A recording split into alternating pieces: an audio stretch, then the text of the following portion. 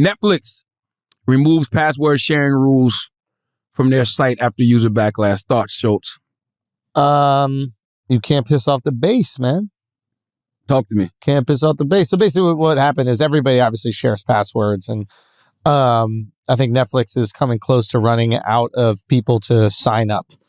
In other words, they've reached the limit of people that have computers or TVs that can watch things on Netflix. So what they got to do is find a way to increase revenue still, and they can do that by stopping people from sharing. So if one account has served 6 people, they can technically get 5 more people to sign up if you can't share passwords. Yeah. And there was just a huge backlash on it. And, they basically rescinded. They're like, okay, we're going to let you share the passwords. And that was the right move to make on their part. Yeah, I'm not mad at it. Because to me, this is just like shutting down bootlegging. No. They did the opposite. They what said, you mean? They were going to stop you from sharing passwords. And then they said, okay, fine, you can share.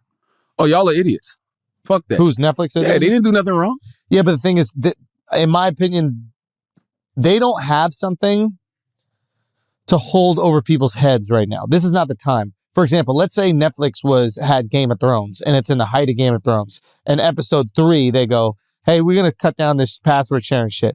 Everybody's signing back up because they need to see the rest of the season. But right now, they're not mid-season on a show that's so impactful. Netflix.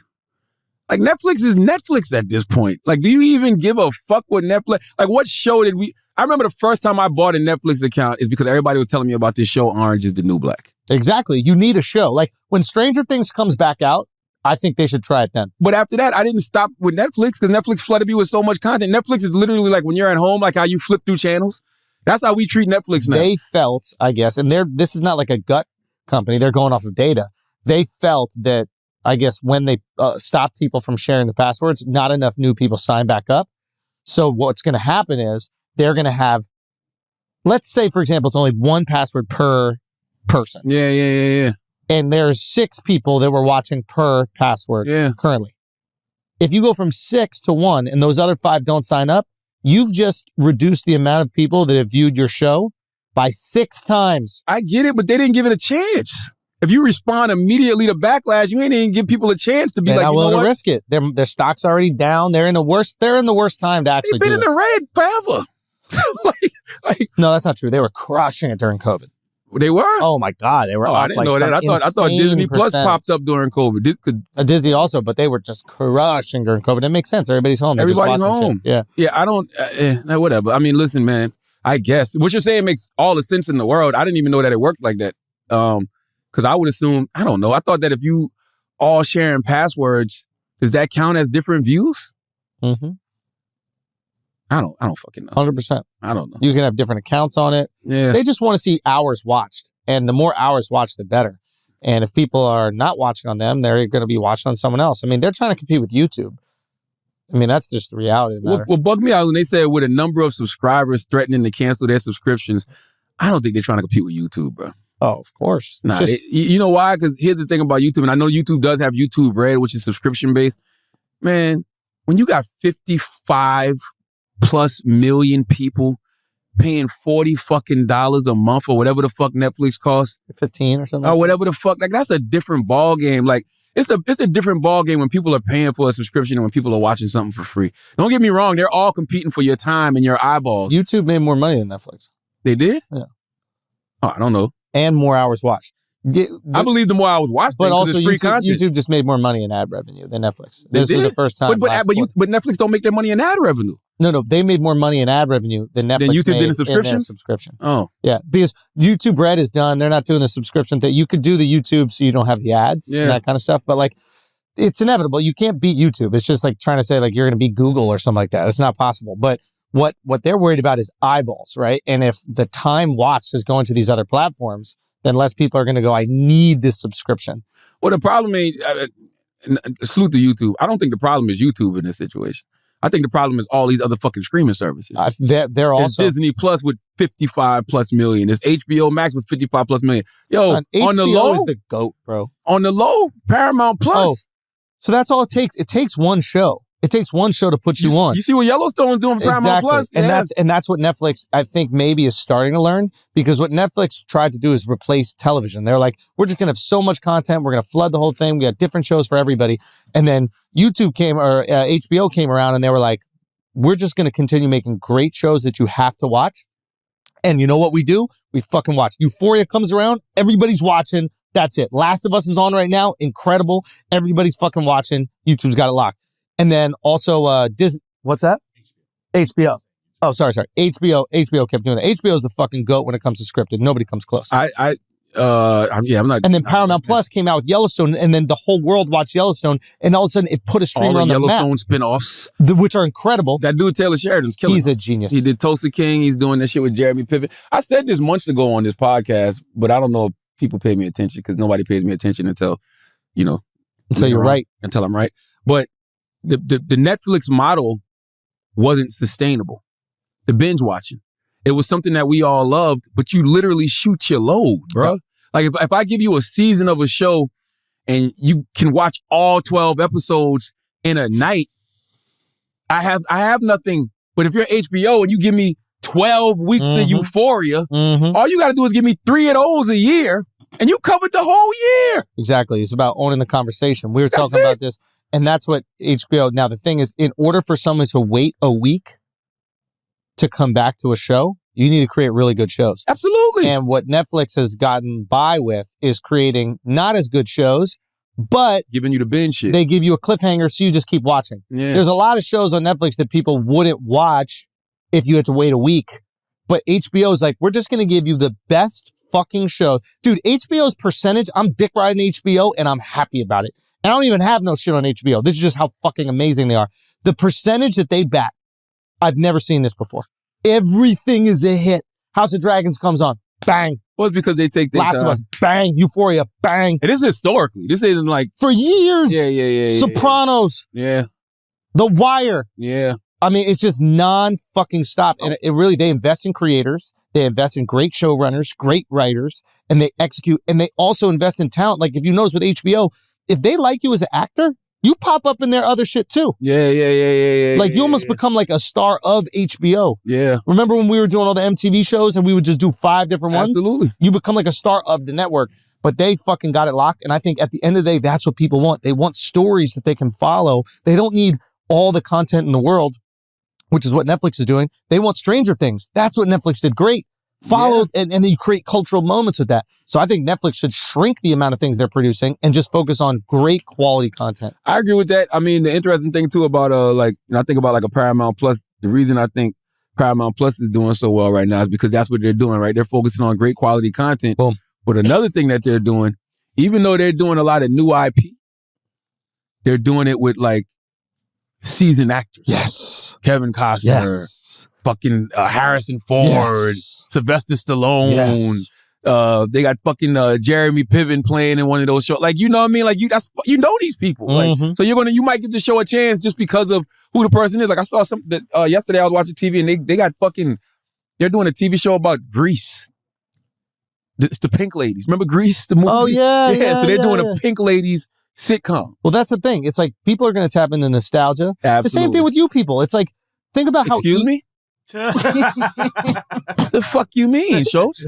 The same thing. The fuck you mean, yo? What are you talking about?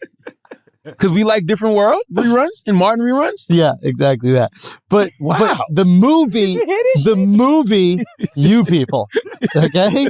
The movie, you people. That's what I'm talking about. Yeah. Basically, who's not going to click on a movie that has all of the most famous actors in it? Right? Like, yeah. Because think about it. It's like, if you people is in the theater, you got to get dressed, get a fucking babysitter, go buy popcorn, do all that kind of shit. The fact that it's on Netflix at your crib and you got Jonah, Eddie, Julia Louis-Dreyfus, David Duchovny, it's like, no matter who you like, they got it, a little thing. So, of course, you're going to click and pop on into it. It's easiest barrier of entry. I salute Kenya for getting Eddie in a movie. Oh, bro, the execution. Multiple movies. I wanted more funny from Eddie, though. Yeah, so did I. He was like a straight man in the movie. I don't want Eddie playing a straight man. So Jonah, too. I don't mean straight man like Not gay either. No. You mean like you want him to be funny. I want him to be the wild card. Yeah. Like I didn't get like that. Bernie Mac. Bernie Mac and what? And Who's This? With Look Who's Talking. Oh, I never saw that. Oh, Look Who's Coming to Dinner. I never saw that. Yeah. But you know what I mean? I want Eddie to shoot. He was he wasn't the comic relief is what I'm saying. Yeah, he was subdued. Yeah. I didn't want that for Eddie. I didn't. Yeah. I think that we all want Eddie to just be the superstar, the most hilarious part of the movie. Why else would you have Eddie in a movie? 100%. And by the way, I've never seen that. I've never seen Eddie be a straight man in a movie. Yeah. Have you? No. Never. No. I mean, maybe you've seen him be dramatic in a movie, but in a comedy, usually you see Eddie being that motherfucker that's going after it. Yeah, listen, 100%. I guess what I'm just trying to say is like there's a reason why it's number one, and it's because it's so easy for everybody to just turn on and access it. And I think that that's going to be a model that people try to replicate. If you can get all these stars in a streaming thing, who's not going to turn it on? They do a lot of that, though. I mean, the Valentine's Day movies where they get a bunch of stars to play small roles and then everybody goes, all right, fuck it for Valentine's. Let's watch this shit. I still think Netflix has event television. I mean, Jeffrey Dahmer was definitely event television. Perfect example. They made an amazing show. Literally ate it up. They made an amazing show that everybody locked in on, and I hope that they see that and they go, ooh, this is what people like. Yeah. We don't need to throw out a bunch of fucking shit movies. Let's throw out really specific, beautiful content that people get locked in on. And you can spend more money on that. Yeah, and to your point about HBO, the other thing I like about HBO, and I hope Paramount Plus does this as well, HBO doesn't have a formula. Meaning, I'm talking about a formula as far as like the shows aren't formulaic. You know what I mean? Like every show is different. Yep. The Wire is different from White The Lotus. Sopranos. Sopranos different from White Lotus. White Lotus different from The Last of Us. The Last of Us different from Succession. Euphoria. You know what I'm saying? Literally every show they put out is fucking great. That's what I mean. Like I mean, it's unbelievable. Yeah. I mean, every now and then you'll get the Game of Thrones, then the House of Dragon. You know what I mean? But for the most part, every show is different. And I hope everybody follows that model. You know what I mean? Because you can make dope shit for everybody. You can make dope shit for this part of America. You can make dope shit for black people. You can make dope shit for Asian people. And the other thing about it is that HBO does a good job of, HBO makes everybody feel welcome to watch the show, even if this isn't your experience. And I see that with Yellowstone. Like everybody seems to be watching Yellowstone.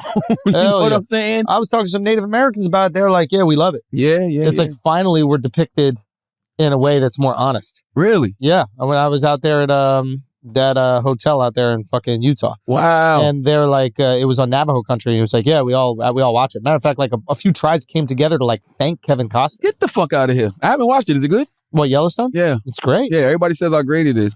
No, and what's great is that if you have success in a world, continue to make things in the world. Marvel has done this really well. Yes. Why not also do it with Yellowstone, which they did, right? But create other worlds is what I'm saying.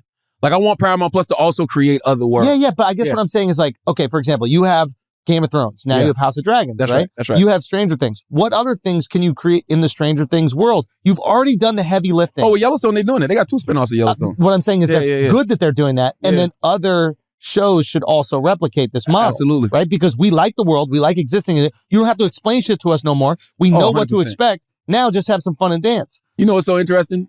Jay Williams. When I create in a scripted world, I always think of that. I always think of, could this show have a prequel? You know what I'm saying? Could characters from this show spin off? You know what I mean? Because like stuff like that just makes success. Like we had Malcolm Jamal Warner on, and Malcolm Jamal Warner was talking to us about a show he had on NBC that I didn't even know. I forgot all about this show. He was like, yeah, I had a show that came on NBC, but I wasn't Theo. I was some other guy, but I was living in Harlem. And you remember the name of the show? I forgot the name of the show, Taylor. But I was like, that show would have worked if they would have just said it was Theo. You just made me remember Cosby Show. Yep. Then Different World. That's right. Think about that. If they would have just did Theo, grown up, living in Harlem, put that shit on Thursday night like people are used to. We already know the world. Different World. It would have killed. We know the characters. Absolutely. Continue if you have success. Now that's if you have the passion to continue creating. But like generally speaking, if you know how to make a type of show that is your genius zone. This is what you're so spectacular at. Absolutely. It'd be great if you at least oversaw other shows made in a similar way. And I think that's what Taylor Sheridan has done so fucking well. Was it Malcolm and Eddie? It was not Malcolm and Eddie. That's what they showed. Anyway, What else we got?